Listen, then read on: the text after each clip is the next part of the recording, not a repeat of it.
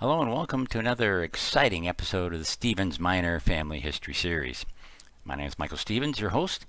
I have a treat for you today, and I'm going to share with you an interview that I did with my Uncle Jack and my cousin John on September 25, 2021. I went up to my Uncle Jack and Aunt Virginia's place in Northport, Michigan, which is on the beautiful shores of Grand Traverse Bay. Aunt Virginia and Uncle Jack have owned that place for almost 50 years now. The interview is a little more than an hour, so I hope you enjoy it. So grab a popcorn and your favorite beverage, and without further delay, let's go ahead and roll it. There we go. Oh. So are we recording now, John? We are recording now. Okay, so This is, what date is this? yes, this is September 25th, 2021. I've been doing a family history video series, and I got a special interview that I'm doing today with my Uncle Jack and my cousin John. Uncle Jack will be 93 tomorrow, so early happy birthday to Uncle Jack. Happy birthday. Glad to be here. So just as an introduction, Uncle Jack married my mom's sister Virginia, and John's their son. John's the oldest. Uncle Jack has 3 children and 6 grandchildren, so John has a son and a daughter. His sister Susie has a son and a daughter, and then Vicky also has a son and daughter. So that's an introduction to Uncle Jack's family. Everything well planned. Everything well planned. Yeah, one of each. So what I wanted to do today was get Uncle Jack's perspective and John. John's very knowledgeable. He knows a lot about the city, and so the city. We grew up in the Detroit area. So my first question for Uncle Jack was, so you went to the same grade school as Virginia, is that correct? Everybody. Everybody did. Everybody. So how did you initially get to know each other?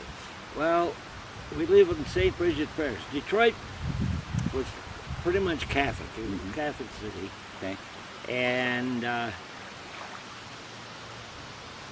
particular parish was almost a nationality to you. Mm-hmm. You were a St. Bridget person, you're a St. Cecilia person, and so on and so forth. Okay. And we went to the same Catholic school. Everybody went to Catholic school if you were Catholic. That was a must. Yeah. Anyway, we attended the same school. I do remember at a very early age, I was walking home from school behind 2 girls.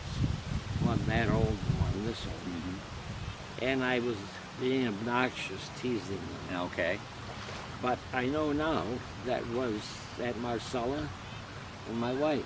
Oh, okay. So that's Marcella's my mother. The So taller one. He was about the taller one. She was 4 years older than Virginia.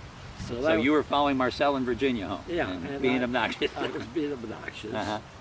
And I remember few years later, I don't know how much later, 4 or 5 years later maybe, I was playing in a vacant lot up at the far end of our block. Mm-hmm. And you there lived on were- what street? You lived on what street? The end of At your that block. time was North Lawn. Okay. And there was a path that went diagonal across the block to a vacant lot Mm-hmm. to the stores where Grandpa Ed had the grocery store. Okay. And one day a very pretty girl came walking the path. Well, all the kids did, but she was walking along. Mm-hmm. And she said hi to me, and I was smitten because pretty girls back then didn't talk to me. She did. Okay. Yeah. All she said was hi, Okay. and I married her. Okay. Well, just so Not just so that day, but- people who aren't familiar not that day, day. right? But But I- people not familiar with the family now. For me, Aunt Virginia was always very pretty, as Uncle Jack mentioned. I always kind of compared her with Elizabeth Taylor. She was, That's- yeah, if you're going to describe it, it's Elizabeth Taylor type. Yeah. Right. Now you mentioned Grandpa Ed's store. So my grandfather, John's grandfather, Virginia's father, Marcella's father, he owned his own market, a market on Intervale in Detroit. There were no such thing as supermarkets. Right. The closest thing to a supermarket would be a Kroger store. Okay. And so there. Okay. Okay. So that's the first time you met, and then when did you and Virginia start dating or whatever? Uncle Don, Mhm. excuse me, Bugs, Yeah. Uncle Don was one of my best friends, Okay. and of course Jenny was sister. Right. And you know, I really don't remember. I remember I got her on the phone once when she started developing. Okay. That's okay. That's a good picture. That's Blasphemy. fine. We get it. Yeah. Okay. I don't remember our first date. Yeah. But that was the beginning. Okay. Of the teens. Did you date through high school? Yes. Okay. Well, it would be my last year of high school. Okay. And so you graduated what year from high school? For 47 47 from Catholic Central. from Catholic Central. Okay. And Virginia went to Immaculata, correct? Immaculate, 2 years behind me, I think. Okay. So my mother also graduated from Immaculata in 1945. You mentioned Don. That's Virginia Marcella's brother. So the oldest, my mom was the oldest, and then there was Don, and then Virginia, and they have two younger Ralph brothers, and Howard. Ralph and Howard. They were later. Yeah. So so my parents were married in April of 1948, and you were there because I have a picture. Oh, yes. You were there. Yeah. So obviously you were dating then. Yeah. Obviously. So we talked about Grandpa's store. You told us a story yesterday about a little event when you were a child with the store. Could you repeat that story for us? Well, the beach flies are biting. Yes, I got a My couple ankles. myself. Yeah, me too. Oh, my cancer. There were no supermarkets, so that there were a lot of independent stores. Grandpa Ed had the neighborhood butcher shop, and it was in about Strip. 6 stores together Yeah. on the end of the block. And I remember Grandpa Ed because it was the only butcher shop within walking distance, so everybody dealt there. Yeah. I remember as a child. You want to hear that story? Yeah, sure. Well, yeah, Tell the yeah. story. You were telling a story about you were at Petty, a friend's petty house. larceny was the Yeah. best part. Right. You're at a friend's you- house, right? Penny. Petty. Your generation may not appreciate the value of money at that time. People, it was still the end of Depression. last right? days of the Depression, Yeah. and every penny counted. And I was this old. Okay. Okay. And I had friends down the block, Jane Bucher and her brother, and I was playing at their house, and there was some money on the dresser. A little bit of change, and I took it. Okay. And of course, I didn't really know what to do with Okay. it. Yeah. So of course I did the smart thing. I You went and bought candy. No. I walked past the candy store, Okay. Dieter's candy store. I walked past the candy store and to the butcher shop. And I looked at all that food, and the butcher looked down over the counter of this little kid and said, "What do you have?"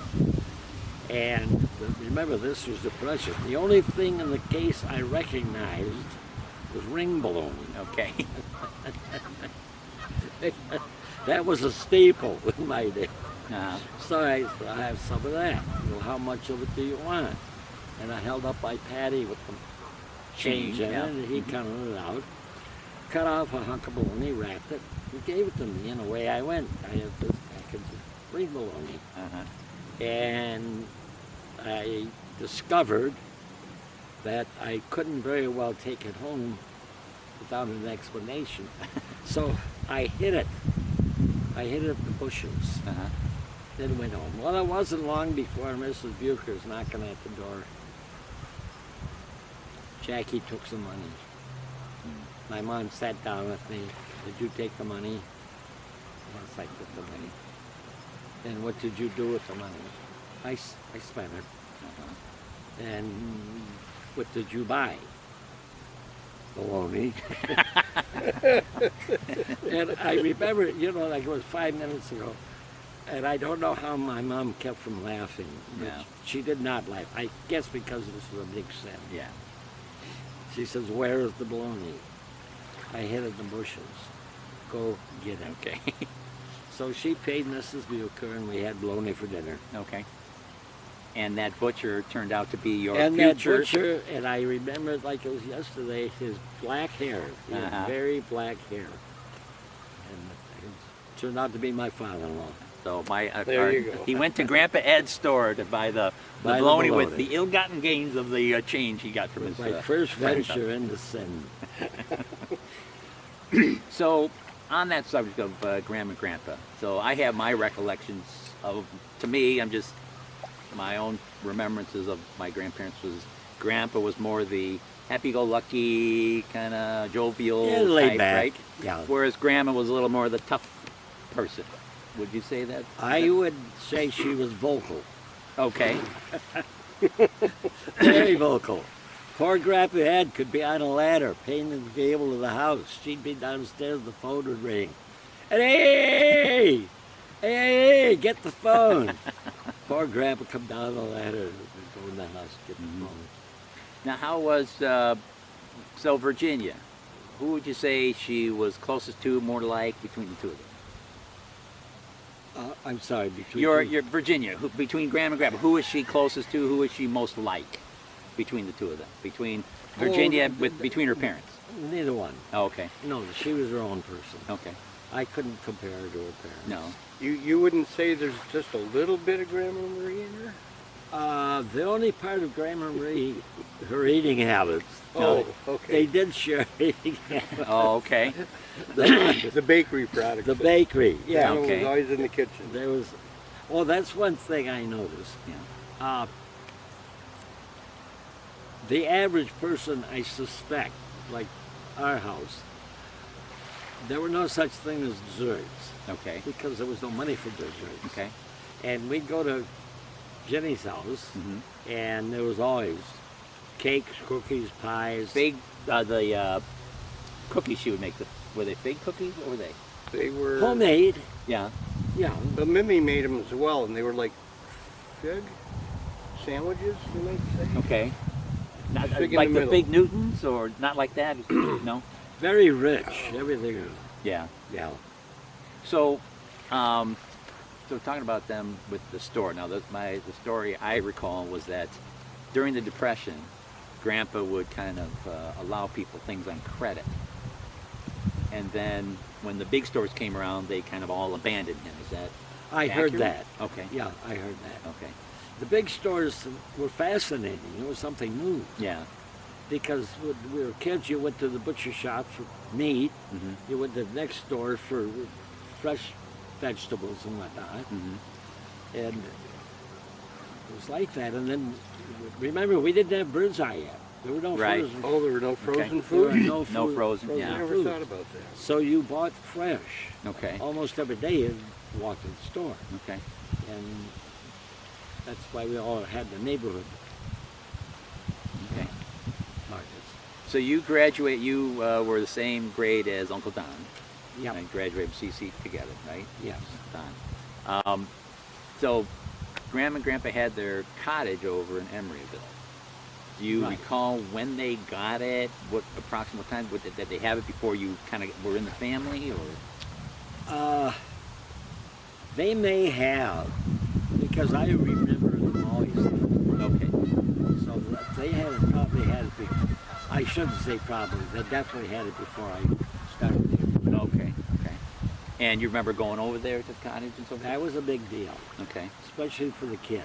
Yeah. This was before the pills, so everybody had a flock of kids. Okay. Well, I do remember some stories about going over when my my sisters, like Amory, Carol, would go over to the cottage, and they had the dog Brownie Yep. was the dog, and Grandpa made sure that the dog, because I guess it was illegal to bring the dog across the border or something. Oh, I think even to this day, animals have to be in quarantine when they cross the international border. Okay.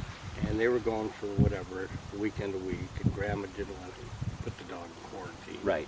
So Stuff what my sisters told me was that he would be under the seat and he kept perfectly quiet. His name was Lucky.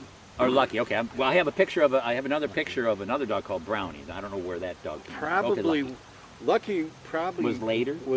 No, earlier. Okay. It died before I was probably born, because I remember Mom talking about Uncle Yeah, Don would yeah. sit there like this with his steel-toed work boots and tease Lucky, and the dog would clamp on those steel toes, and he'd shake that dog all over. You know Uncle Don, right? Yeah, the big jokester. Well, one day he happened to sit there in his slippers, and Lucky comes over and clamps on that leg, and he Shoot shot him up. out of the chair. Yeah. But yeah, something about animals and quarantine. And the ironic thing was Grandma and Grandpa would say the rosary all the way to Emeryville. Uh-huh. You know, all these religions. And then it comes to, border enforcement and customs. Shove the dog under there and Uh-huh, put you right. right there. Oh, God. Yeah, that story I remember. Now the other story Anne-Marie would tell was when they would go over and they'd be saying the rosary Yeah, and Grandpa would be leading. right. He'd say like the first He'd half say the and first part, Grandpa- but then when he would say it, he'd say it really loud, like Hail Mary. He'd like scream it really loud, I guess, when he would start the Hail Mary prayer. So that was one of the things that Anne-Marie told. So, John, you mentioned about one of Virginia's uncles that worked at the mansion or whatever. Ralph, was it Ralph? Oh, a vice president of Ford back in the 50s was named Idema. Uh-huh.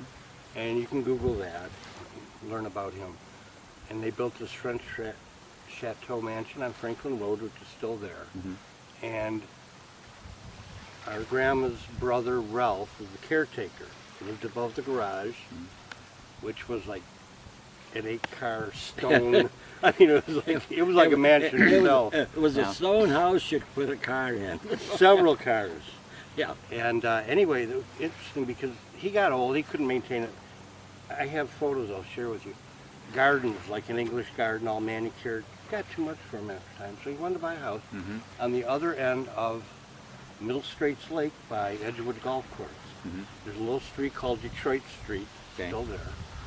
And he told Mr. Item, I want to retire. And anyway, time goes by, and one day Item says to Ralph, "What's going on?" He said, "I thought you wanted to had a bid on a house." And Ralph says, "Well, I can't.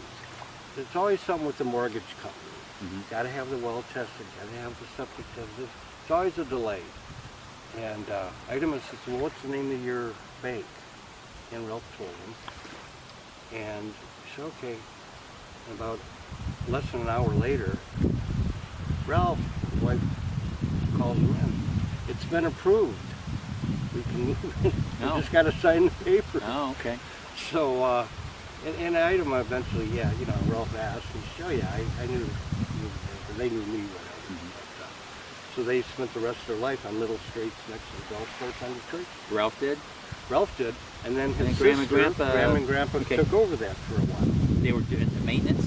They were Or- doing maintenance. I don't know what they did. Or groundskeepers, Okay. but it was a big estate. It still is, right Yeah. on Franklin Road near Andover High School. Okay.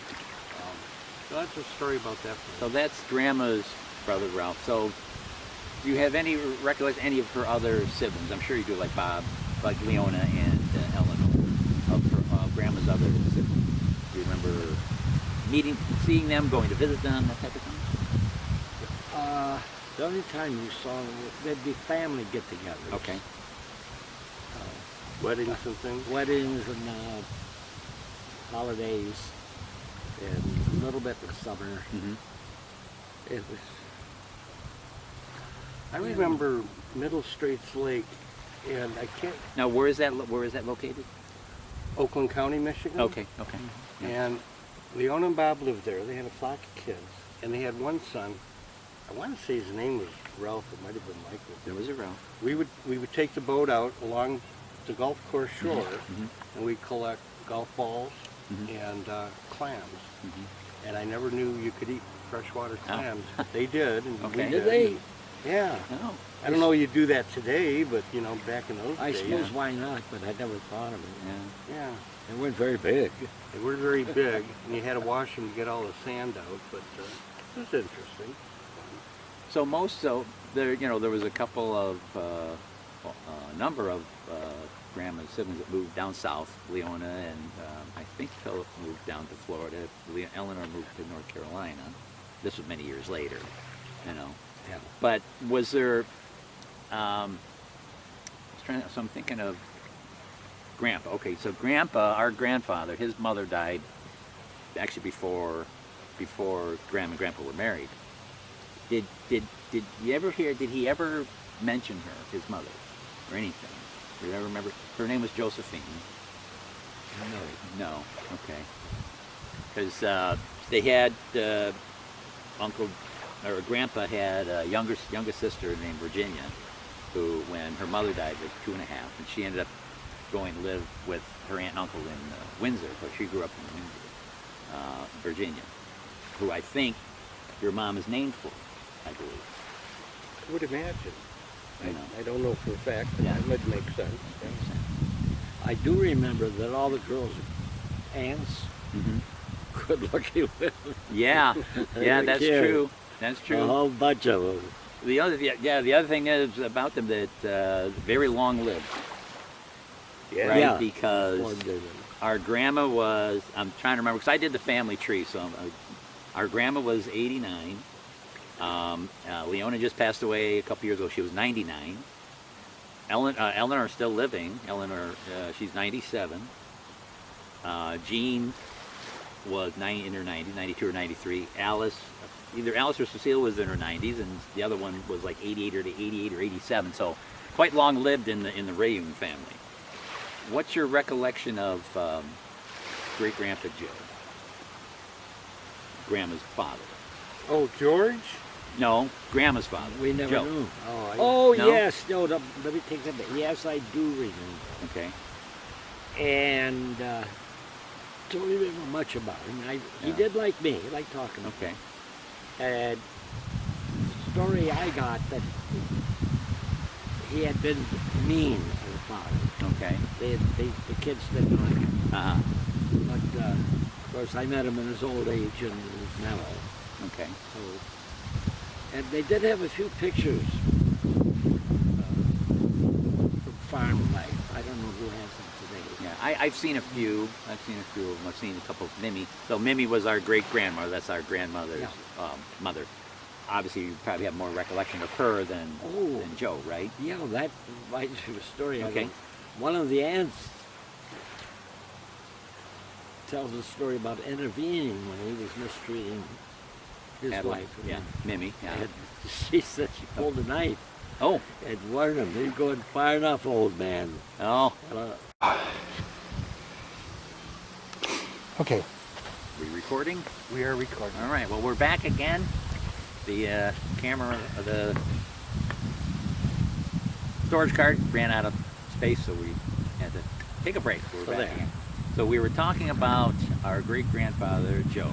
You were mentioning a story about how he was kind of sound like a rough guy. Yeah. Mean guy. Mean. The kids didn't like him. Yeah. I don't mean the young children. His children. His kids, not Yeah. the grandkids. Yeah.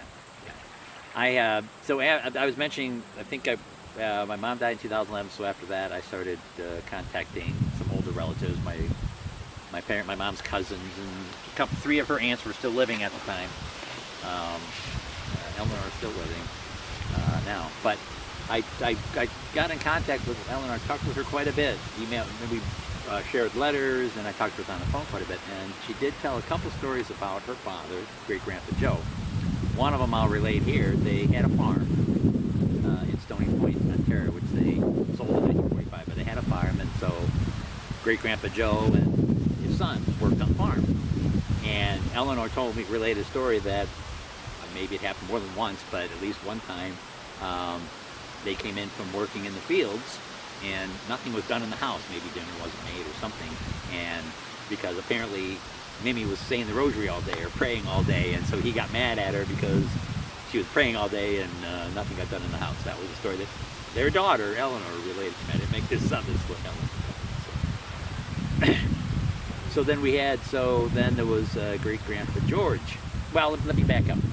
So you knew Mimi. I'm assuming you have more recollection of Mimi than I know. 50, huh? I know why Mimi was praying.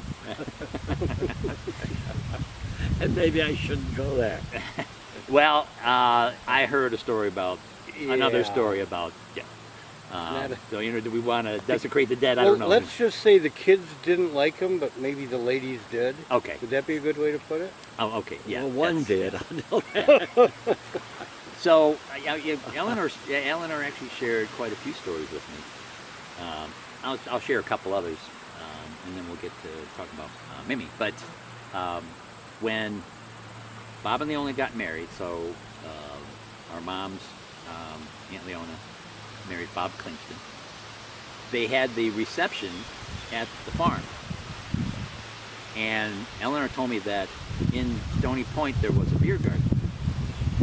Pippi went and bought out the beer garden for the reception. And then the whole town came to the farm because the beer garden was sold out. There was no liquor or alcohol at the beer garden. So everybody came to the beer garden. Also and John and I had gone over to Canada. It was my sister Emery. We went over to Canada and we found there was Marty and Sandy Mayu. There were this Marty's father and his uncle bought the farm from our great grandparents, and his dad bought the property across the street. His uncle bought the farm, and I'm forgetting where I was going with it. Anyway, But you know what was interesting about that? You think of these old farmers. He had that finished huge garage with like a barn and restroom, and yeah, they shot to Costco, I guess, in Windsor. But what amazed me, the first time that you and Anne-Marie went over there by yourselves, you explained everything and what you're doing, and he gave you like the deed to the house. yeah. I was like, I'll bring it back next time I see you. That was the point I was going to Who make. does So that? right, so my sister and Emery and I went over once, and then John went back over with us a couple of years later. So yeah, so the first time we went up to this. So our Eleanor had said, you go Commercide Road. There's two houses that are similar across the street from each other. So we found the properties, and my sister and I, we drove into the property that was the farm, and we thought, well, just wanted to knock on the door and say, hey, can we take some pictures of it? It was our great grandparents' farm and so forth. Well, nobody was there, so we took some pictures. And so then when we were driving out we were just going to go home, there was some folks outside across the street, and it turned out to be this Marty and Sandy Mayu. And so they didn't know us from Adam. We explained what we were there to do. We ended up spending 5 hours with Marty and Sandy, just talking. They were giving us beers. They ordered us pizza. It was wonderful people. Great people. Well, Marty said, well, I think I have some paperwork or documents from the property. Purchase of the property. Right.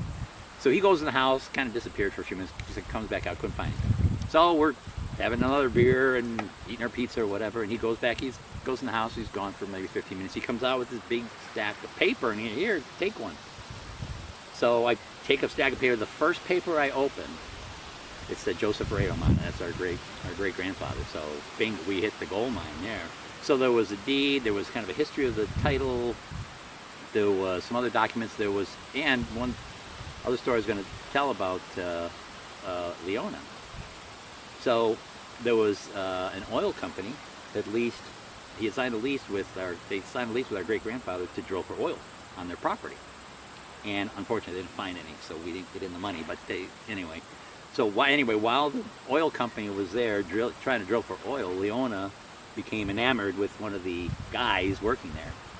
So she was like 15 or 16, he was 20, and Pippi said, no, he's too old. So that relationship didn't go anywhere, but she had become enamored with one of the one of the employees for the oil company. I guess I forgot his name was Joseph, but we always called him Pippi. Yeah. Anyway. So Mimi, Adeline Chevalier is her maiden name. She married our great grandfather. Did you know, bringing that up, Mhm. I understand, and I'm not mistaken, Mhm. they were related to the famous entertainer, movie star, Maurice Chevalier. Maurice Chevalier. He was actually a relative of the family. And there was a priest, Father Chevalier, Father Euclid. Yes, Uh, Father Euclid Chevalier, yes. Father Euclid Chevalier. He was in Montreal once when Maurice Chevalier was performing, and he thought he would look him up. And the story goes that he found Maurice Chevalier, and Maurice shot him down. Didn't want to talk to him because he said everybody's after his money. Money. Didn't want to see relatives. Right. Well, I had heard that story, and I did, I built the family tree, and I found no connection to it. So, But you did find a connection to Hillary Clinton. I did. So, Oh yes. no, tell We me don't it want- ain't so. Yeah, well, Tell me it it ain't is. It so. is. Yes, it is. So, but here's the interesting. You're gonna give him a stroke. Hold Here's- on to your heart. No, Dad. but here's the interesting thing about that. So, my oldest sister Susan, her daughter Christina, she's the oldest granddaughter of my parents, grandchild of my parents. Very nice singing voice. She sang at my wife and I's wedding. A lot of so you mentioned Hillary Clinton. We're descended from Zachary Cloutier, is the common ancestor, right? He's the father. The wife's name was interesting name. It was Zainty, X-A-I-N-T-E. Zainty Dupont was his wife's maiden name. Anyway, descended from those two people are quite a number of celebrities, including the Clinton, Mrs. Clinton. But there's a lot of singers. Robert Goulet, Celine Dion, of all people, Beyonce is descended from him. And then Angelina Jolie, who's John Voight's daughter. Yeah. Uh-huh. So there's not, but anyway, a number of the people who are descended from this were singers, and so it made sense. It kind of made sense that my niece had such a nice singing voice. Very You know, interesting. so my recollection. I remember with Mimi, our great grandmother. Now, Mimi is French for grandma. But my mom always called her that. Your mom probably always called her that. That's what we always called her, even though she was our great grandmother. We just Right. called her Mimi. Okay. I do remember her over at the house. I remember Grandma would bring her over, and my mom would do their hair, work on their hair or something. So I do remember her from that. My older sisters, my older siblings. I'm the seventh in my family. So my older siblings remember she was a very, almost like a saintly person. Yeah. That was their. What's your recollection of me? Oh, almost nothing. Yeah, Mostly because she was very old, yeah, and I remember her presence Yeah. outside of that. yeah. Well, she lived in Canada. She never lived in the States here, so she probably didn't. Well, she did in her older years because she lived with them on San Jose. Oh, did they? Okay. And I remember that because at San Jose, you could walk around from the living room to the kitchen In a big and circle. do a circle. Uh huh. And Marie would be on her mother. You keep walking. You keep walking. She was into her 90s. Yeah. And Marie was really on her, and she did live, I don't know, what, 96, or she was older. She was but- 90. Yeah. So she was But- 93 or 94. But so when I was talking earlier about how our grandmother's siblings, her sisters in particular, were long-lived, they got it from the Chevalier side. Mhm. Because Mimi was 93 or 94. She had, there was a news article in, I want to say it was the Windsor Star newspaper in 1965. Leona, I think Carol Webb, which is Leona's daughter, she gave me a copy of the article. And it was about the Chevalier family. There's 10 or 11 kids in the family, and like all of them were in their upper late 80s or early 90s in 1965. They had like 650 years of whatever. So the Chevalier families were is where the longevity came from. So, Well, I remember Grandma Marie wasn't quite the fitness guru. guru that her mother was. Mm-hmm. Because I had never remembered Mimi being overweight. Oh, no. She was Did always you young. ever hear of us having relatives? I shouldn't say outside, but in Canada, or I mean in Saskatchewan. No, haven't come across any. Now I take that back. I think either Mimi, one or two of Mimi's siblings or Pippi's siblings moved out there. I think, But mostly from Montreal. but Mostly. primarily southwestern Ontario, and then back. So the ancestry goes back through Quebec and back to France, back in when it was New France, back in the 1600s. Okay. So Did you ever go any further back than the 1600s? I have a little bit. It's again, you have to hire somebody in France to be able to find those Sure. records. But I haven't gone back that far. But I have quite a bit. Like I said, when I worked on the family tree, our mother's side of the family, which is the French side of the family, French Catholic through Canada. When you get married in the Catholic Church, you have to have records that you were baptized, either Catholic or some other Christian denomination. And so the Catholic Church in Canada kept all those records, so it was relatively easy for me to go back to the 1600s because I could just follow the baptism, birth, marriage trail. So that was relatively easy on my mom's side of it. So great grandpa George. What can you tell us about? Now, I didn't know him. He died a year before I was born. Do you have any? You were like 4. Do you have any recollection of him? Only that he was in the old folks' home. Dad took some pictures. Mm-hmm. And apparently one October they were burning leaves. And I was a toddler and I fell into the leaves and burnt my hand. No. He was running through the leaf piles, Uh-huh.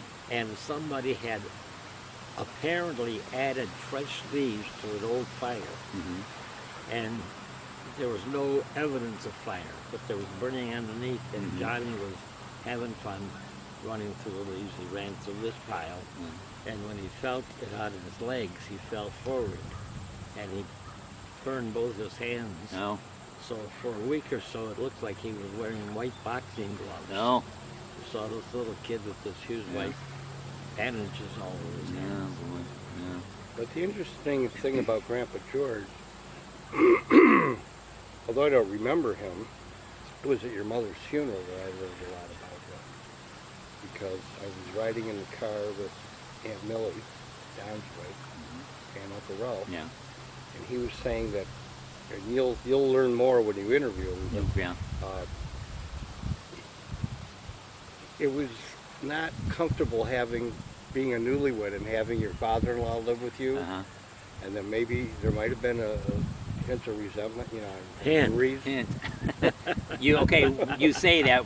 Tell us what you mean. Oh, she only hated him. Oh, okay. Is that all? Nothing unusual. No. No.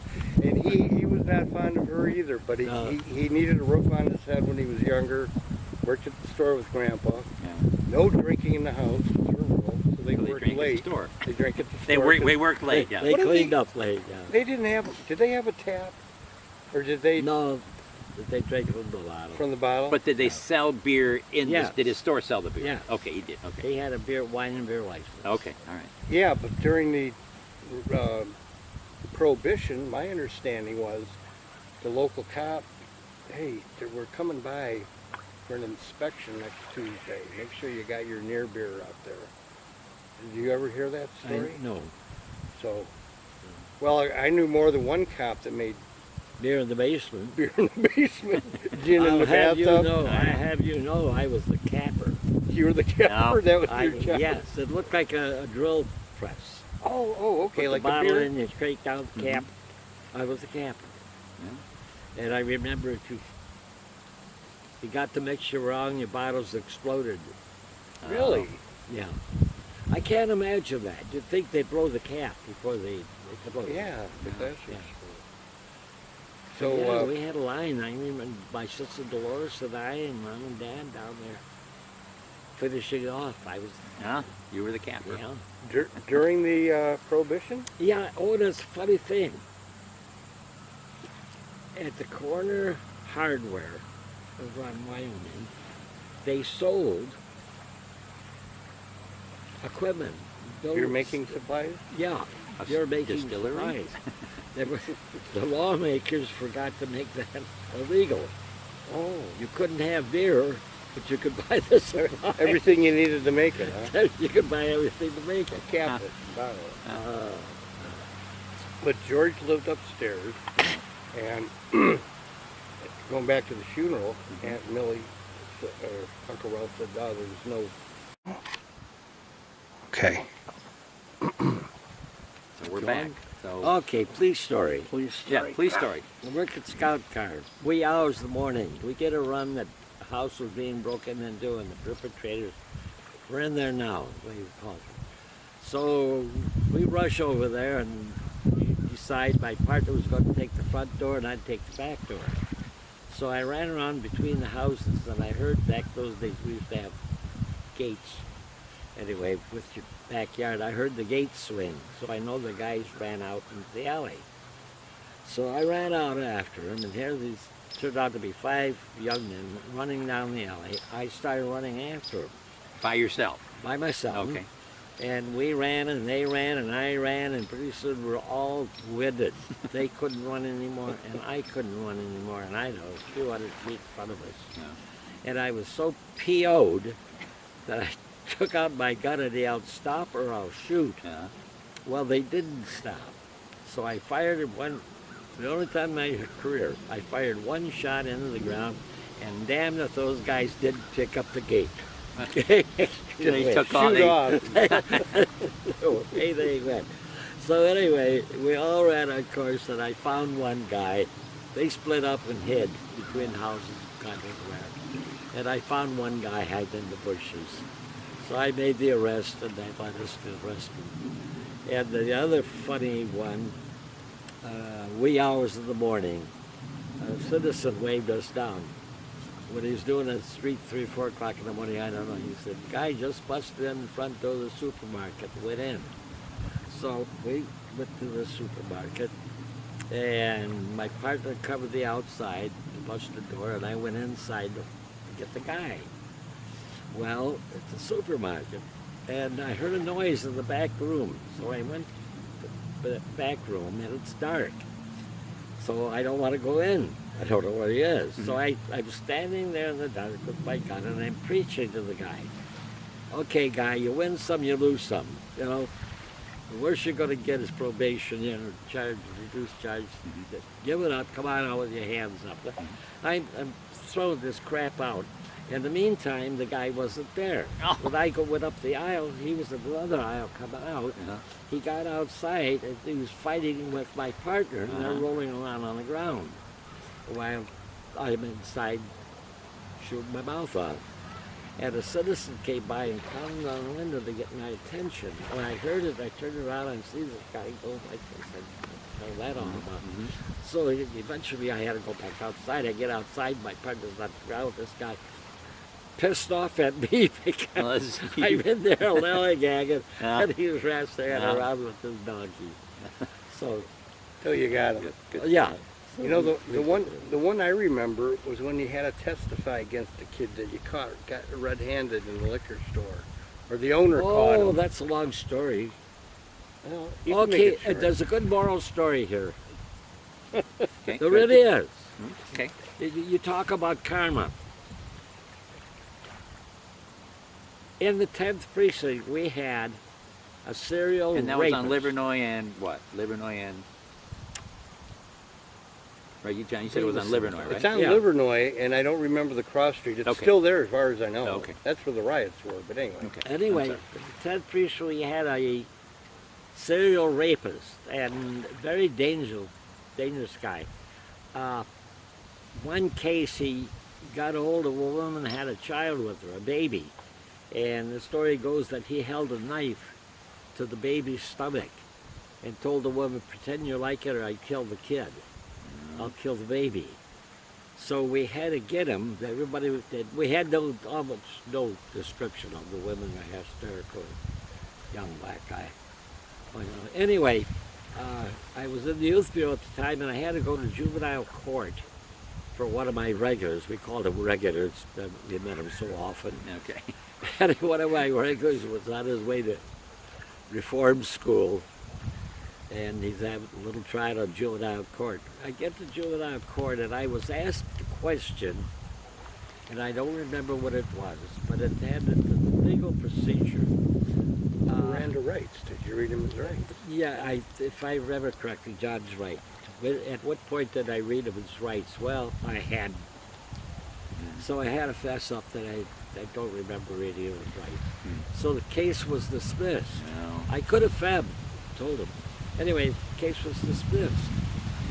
So that very day, in the evening, there was a liquor store over on 12th Street would give cops a discount. You buy a bottle or you got 10% off. So I made a visit to this liquor store, and while I'm in there, this kid who I just had in court bounces in, and he falls all over me. Oh, my friend, man, you my this and that. You my buddy.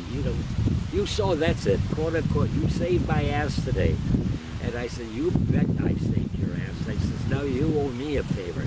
He said, yeah, I owes you one. I owes you one. And I says, who's doing the rapes? And he goes silent and looks around. Eddie Davis. I'm not sure that's the name. Eddie Davis. I said, are you sure? He said, oh yeah.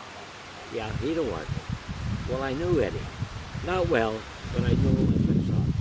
So I picked up Eddie within 24 hours, and we had the lineup show up, stand up there, other guys look like him, the women come in, and positive with identification.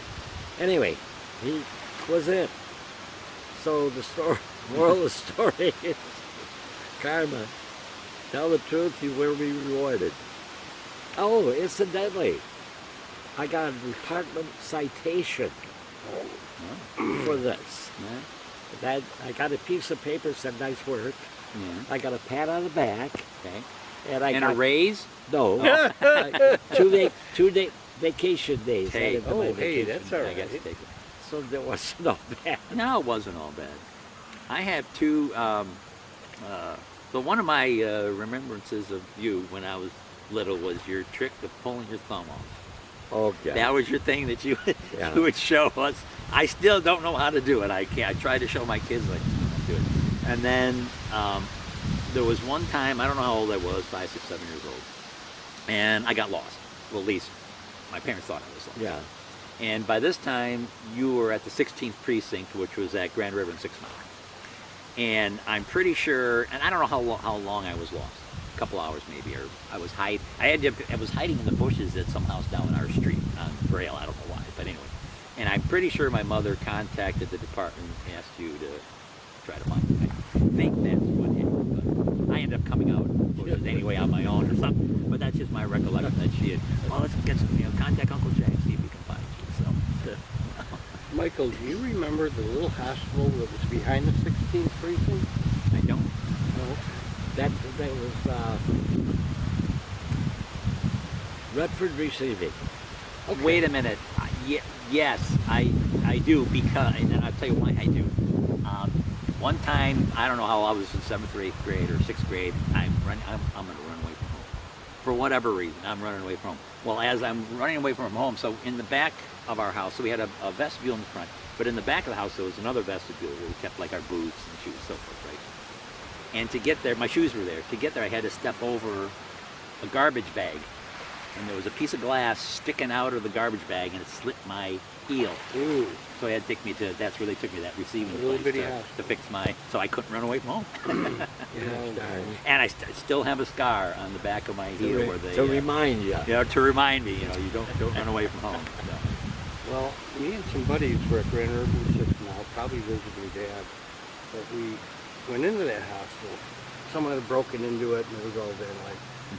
But on, I think it was Grand River, someone had rolled an iron lung down the steps. It was on the sidewalk.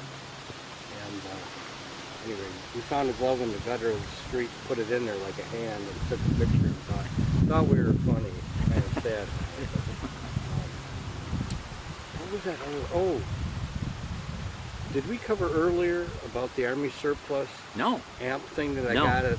no. That was Harry's Army surplus. Okay, Grand yeah. River, well, near the freeway now. Uh-huh. But I came home with this cool thing that looked like it was from a Frankenstein movie. All kinds of knobs. It was Army surplus. All kinds of dials, And anyway, I got that home. I didn't know what to do with it, but it sure looked cool. He borrowed it and took it to the police department for the youth bureau. Yeah. And I wasn't there. So what's the rest of the story? Well, this Army surplus, this probably had to do with radios, so I don't know, fancy dials, all kinds of big dials. And we told the kids, we had it in our office, told the kids No. it was a lie detector. And not only was it a lie detector, we had straps, you put it on your wrist. Not only was it a lie detector, it knew when you were lying and you got an electric jolt every time you lied. And it worked like magic. Yeah. But anyway, the bosses found out we had to get rid of it. No. But it was a marvelous, it worked well. Yeah. Well, this has been a great conversation with Uncle Jack and John. And one thing that we didn't cover yet, and I'd like you guys to share on. Tell me about your wife and your mother, my Aunt Virginia. Tell me about. Tell our viewers, if you will, about her. I don't know if I should. Well, Well, you know, All right, no, it's a the other- family show. the other thing I can tell you about her. She was a teacher. First of all, she was a teacher for many years. She was gorgeous. If we're going to go out for an evening, we got attention. She got attention. Yeah. We went to a club one night with neighbors, and my God, the guys lined up to dance with her. I had to put a stop to it. Hey, you're my date. Yeah, right. So, Now this Well, is I was before or a- after you were married. that was after her marriage. Oh, okay. I was a lousy dancer. In fact, I Oh. never did dance. Okay. So I'd let her dance, but Uh-huh. it got out of hand. But that was my reputation on the apartment. Oh, you're the guy that's married to that gorgeous girl with the long black, beautiful long black Uh-huh. hair. That was my reputation. Yeah, yeah, yeah. John? Well, I remember one time she took us to Emeryville to buy fireworks. We were Okay. kids. He was Okay. working. Yeah. And when he found out that the back of that station wagon where the spare tires should be was loaded with fireworks and she took us over there, he went ballistic. Yeah. Oh, she did it twice. God, Yeah. if we got caught on you, I'd have gotten fired. Yeah, I'm in they were law illegal. enforcement and you're smuggling this stuff over? They I had could- what they called the annex. Okay. Oh, that Once was... you crossed the border and before you got into Canada, Mm-hmm. you could buy liquor. Okay. A big bottle, 40 ounce, Yeah. 40 ounce without taxes. Cheap, cheap, cheap. You could take it into Canada, but you couldn't bring it back to the States. Hmm. Well, every time we went to Canada, which often, we'd buy this stuff. Not because we needed it, but it was so damn cheap, we bought it. So it got to where the cottage was full of booze. And what to do with it, I don't know. But anyway, we're coming home once, the kids are little, we had a station wagon. And we'd been in, the lake, and it was late. And we had blankets back there, the kids were asleep. Had folded the seats down, and the kids were asleep. We get home, and the back of that wagon is loaded with booze. Jenny had taken all that booze and hid it under where the kids would sleep. No. God, if we had got caught, I'd have got fired, we might have gone to jail, I don't know. Oh boy. But I mean, the many, many bottles. Well, did you drink it? Over time. yeah. Over time. Yeah. It took a while. Tried hard. It didn't go to waste. Okay. Oh, Lord. Well, I had one other story. When my dad died, he died in 2003. I told my mom, well, I'll take all the family pictures. I'll be the caretaker of all the family pictures we had some pictures from when they were dating and their wedding day, wedding album, all the pictures of us growing up. 5,000 pictures. Right? So I scanned them all anyway. But when we were cleaning out her condo, let me go back to the pictures. So I wanted to do everything in chronological order. And I have to shout out to my mother, eternally grateful, because she recorded on probably 90% of the pictures, the date, who was in the picture, where we were, what was the event. If she hadn't done that, me scanning those pictures, I would have had a heck of a time putting them in chronological order. She was great that way, but I'm pretty certain she got that from her mother, our grandma. Great. Because when we were cleaning out my mom's condo, she had a couple wall hangings in her living room, by the fireplace in her condo.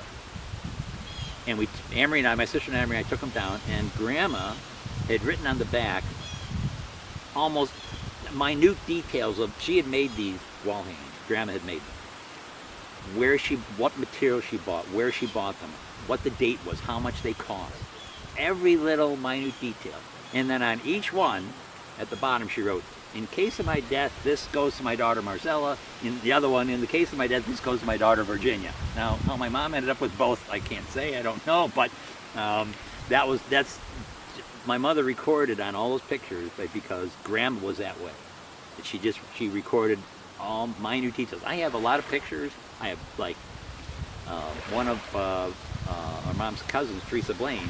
Amory and I went and visited her. Now, Grandma and Grandpa were her godparents, and Grandma would share recipes with her, and she just gave all these intricate details of these recipes that she gave to Teresa. She was very much, she just recorded a lot of stuff. Now, would your mom like that? Oh, she record and keep record things? Or? Yeah, yeah, a little bit. Yeah. So we've got all of his 8mm digitized. I got to probably start working on that. Or 8mm film. Start working on the 8mm Tape. The videotape. Yeah. I could, you could take the DVD recorder, hook it up, and show you how to use it, and you can get those on DVD, and you guys can have them. Well, what do you got to play them on? Oh, you get a DVD. You got a DVD. You can play them on a computer. You got a DVD player. These are tape. Right. You put them on the DVD. Put 'em I on have the CD. Oh, I DVD recorder. Like the understand ones that. you've got here. I know. Yeah. The machine to play them. Oh, well, that's the thing. You said Oh, you there. have a player. Well, I have what you have, except I can't. I have two of them, and they kick out my tape. So I took it in. They can't fix it. I can't do it anymore. I can still play DVDs and CDs. You know what I can't should do? I transfer. still have that camera. I wonder if I could send them to me something. I'll dig it out. Bring it down with you. Like I say, I've got 3 other ones. I'm sure one of them's going to work. So Anyway. for our video here, any final thoughts on maybe we didn't cover something or whatever? No, we always seem to uncover something, and I appreciate all the work you've done over the years. It's been It's a Very labor of love, interesting. It's a labor of love. I remember I was talking with a nephew on my wife's side of the family about, the family tree and stuff, and they're like, it's just a bunch of dead people. Well, no, they're not. I knew these people, and they're still their soul is still alive. Oh, their body's dead. Yes, I understand, but they're not a bunch of dead people. They're how those people, who we are today is passed down all generations. And one of the stories I like to tell, there was my brother Bob had gone to a men's silent retreat in the Diocese of Cincinnati, and the priest who was conducting the retreat was telling a story. He was preparing a young couple for marriage, and so they have one of their meetings. They have, okay, what readings do you want at your wedding mass, right? And so for those who aren't Catholic, there's an Old Testament reading, there's a New Testament reading of one of the epistles, and then there's the Gospel reading. Well, when they got to talking about the Gospel reading, the young lady said, well, I want the genealogy of Jesus in Matthew. And it's really long. There's a ton of names, ton of odd names, long names. And the priest was kind of incredulous. He's like, do you want me to read that? Type of thing, the way he's telling the story. And she's like, yeah. And he goes, well, what do you want that for? She goes, well, I don't know. I just like it.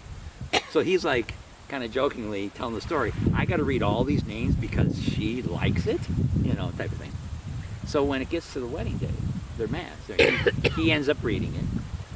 And as he's reading all these names, he said it made sense to him. Because here's this young couple here getting married in church, and there's the parents, and there's some grandparents, maybe a few great-grandparents. They passed down the faith to this young couple, and so her wanting that made sense because that was the genealogy. So that's kind of why I like doing it. I think it's important. It's important to me for that reason. No, it's nice that we've been able to do that because I really have friends who really don't know anything past their parents, never met their grandparents, and don't know anything. I think it's been, I've uncovered outside of the famous people that we're related to, but some of our own ancestors. We have a great-grandfather who's from Quebec that fought in the Civil War. And by matter of fact, I was telling you about him yesterday, John, that in the 1900 census record, his name is Sylvester Minar, but he was born in Quebec as Celestin Menard was his French name. But when they came to the States, they lived in Michilimackinac, just right up the road. Just north of here. Yeah. Well, yeah, we are in Northport, Michigan, Yeah. September 25th. And when I had found the 1850 census record, Sylvester and he had an older brother John, they were lumbermen up here in that time frame. So just things like that, and on our here's the funny thing is, back in the day, so back when New France, back in the 1600s when they wanted to establish a colony here. The Frenchmen would come over and they were fur trapper. And so the fur trade, so they would marry Indian women. So they'd have access to that tribe's land to do the trapping. There was someone, a professor, I think at Michigan State some years ago, wrote a book called French Men and Indian Women. And one of those chapters is about a direct ancestor of ours. And her name was Rayum. Marie Madeleine Rayum was the woman's name. She was the daughter of a Frenchman and an Indian woman, right? Well, the funny thing is, so our great-grandfather's last name was Rayum. Our great-grandmother's last name was Chevalier. Well, that Rayum tree goes down to Chevalier. Oh, wow. Yeah. So, Well, yeah. We passed Mom off because she'd get those two black braids. And we told the kids she was Indian over in Canada. They Yeah. wanted to know. Yeah. Well, she does have some. She had that French. mellow skin. Yeah. Well, there's a picture we have of Minnie quite some years when she was younger. Oh, that yeah? She looked very much as the Indian character. So yeah. You know, I did the DNA test through Ancestry. I did the DNA test. Now, the interesting thing is, it didn't find any Native American. Well, that kind of concerns me. Yeah, You that's know? interesting. So, Well, I would go on. I don't know how much longer, or if that's even running anymore. well. I miss those 8mm cameras with the little blinking. Yeah, red the thing. blinking, yeah. Well, what do you want to go on about? Just go ahead, see if we'll... Oh, I don't know. I can't think of anything else. Any final thoughts, Uncle Jack? Oh, nothing except my side of the family, and that it's all pretty much a mystery. No. They're immigrants, and how my mom rose above it all, kind of a miracle.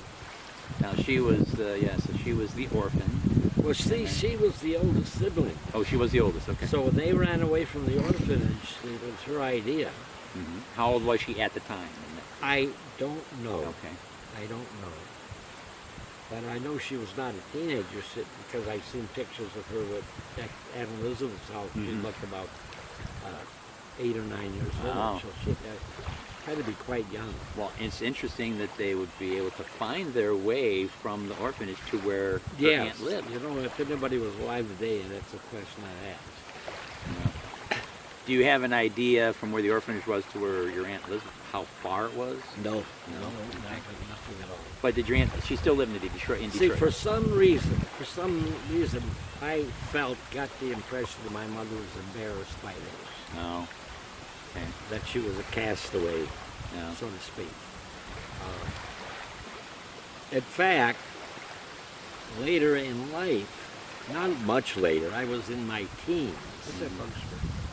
Uh, I It's like was we're in- attracting a crowd, aren't we? Yeah. I You were was your in my teens, and I found out that my grandfather was still alive, that her father was still alive, and I had never met him. Mhm. And I was a little surprised. You mean my grandfather's alive? Why haven't we met him? Oh, gee. And all she said, we're not friends. That's all she'd say about her father. But I heard through family grapevine that he was a rat. Oh. Now your mother's maiden name was what? Her last name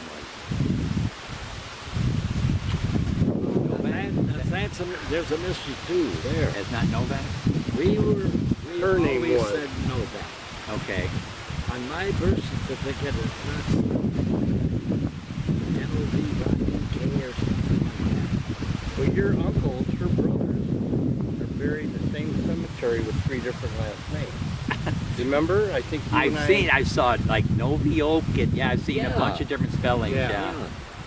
You know, John, you were asking me about old census records. I was looking up the census record your dad's in 1930, and you're living with somebody that it says.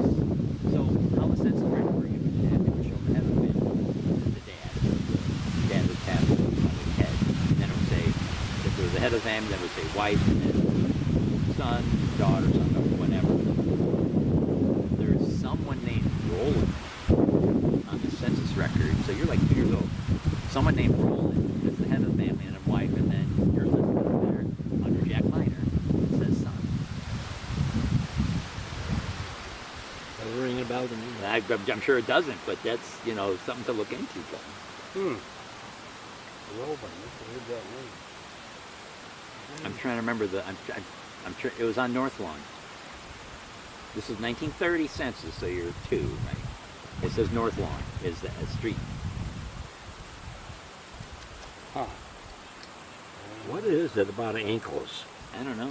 Boy, They're- sometimes they're when exposed. They I don't can't know bite either. through the. It's the time of year. Yeah. You'd be out fishing, they'd be in the boat. Oh my gosh. Slapping all day if you didn't have this stuff. Well, the wind died down from this morning and the skies cleared out. No, it's Maybe beautiful. Gorgeous. That's why they're out. It's beautiful. Well, I'm ready for lunch. Okay. All right. So what we'll do is we'll get these things transferred. You give me the videos, and I'll end up posting them on YouTube. Now I'm not making them public. I post them, and I just send invitations to the family for lunch. Okay. No, you take this with you and I'll pick it up Tuesday. I assume I'll be walking Okay. over it. Okay. It's gonna be at Uncle Ralph's. Yeah. But Paul said, well, you know, so he's got a couple kids studying, so he's like, he said I have to get Uncle Ralph primed. He has to have a few beers, but then the words start flowing. So. Well, we'll remember a lot more stories at happy hour today, but you won't be here. You'll be on your way back. Yeah, I'm gonna have to. But I'm looking forward to lunch. I think the state game is this evening. Uncle, Is it also? I know that. Uncle Yeah. Jim his brother's watching this. Okay. He's ready to eat. Well, let's see. It's my wife and daughter are already at the tailgate now Oh, because it's 3:30 game.